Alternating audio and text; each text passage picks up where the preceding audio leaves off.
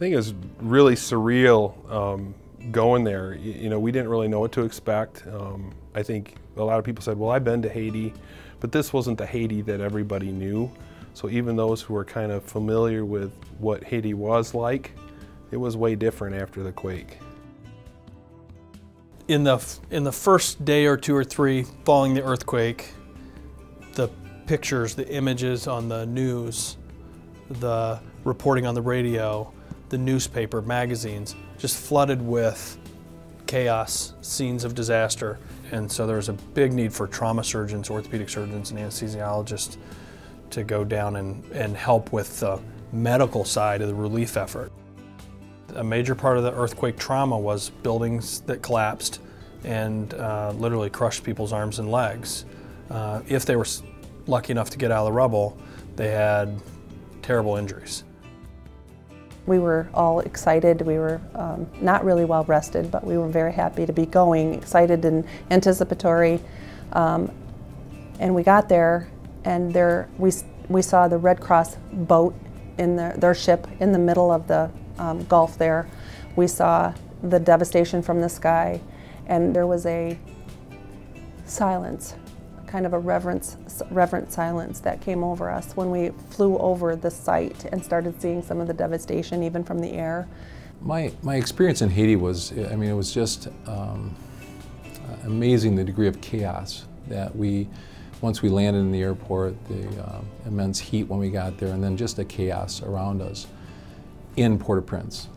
And then going from Port-au-Prince to Double Harvest, the degree of devastation that existed, and the individuals and the tent cities and the people doing without.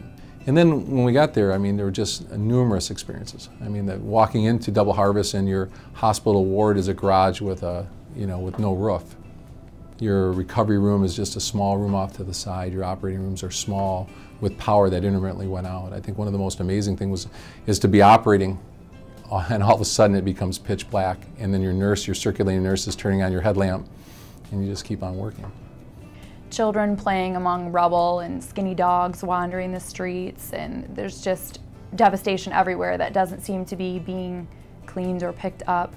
And I remember our driver saying something, and the translator that was with us saying, the driver just mentioned this isn't a very good part of town. I remember looking out the back of the truck and seeing a huge actual, it was a truck with an American Red Cross symbol on it, and there were two Americans with like red vests, and I was like, oh, okay, well, they're here too. I was there for some of the major aftershocks a few days later, and you can imagine people, without being too graphic, people who have severed arms and limbs and crushed bodies hearing the sound, because it sounds like the earth is growling, and the tremor.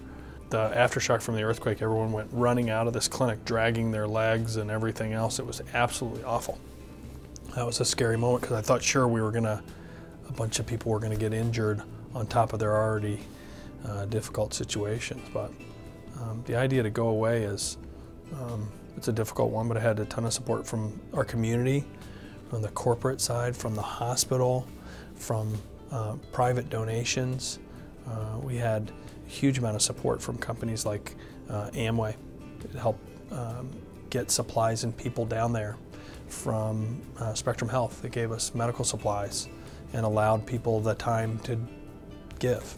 I get so much back when I can give to somebody of myself than when somebody gives to me. So I think that's a special relationship.